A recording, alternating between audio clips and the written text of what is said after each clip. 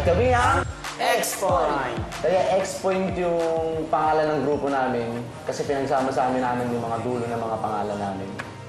Sa hirap ng buhay, hindi po kami nakapagtapos ng pag-aaral.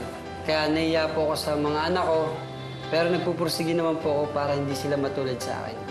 Kasi mula nung makapasok kami ng top 36, di na kami tumigil mag-practice. Tapos sabihin niyo pa yung mga show. Kaya siguro parang na-sprain yung braso ko kaka-practice. Kaya nga natatakot kami na baka mapahiya kami at magkamali kami. Hindi ko naman sila pinapressure. Mahalaga naman sa amin mag-perform, magpasaya ng mga tao kasi the show must go on. Sa lahat naman nakakilala sa amin, hindi namin sila ipapahiya. Minsan lang dumating yung pagkakataon na to, itotodo na namin lahat, itataya na namin lahat, pati pamatot pa na ang gulo.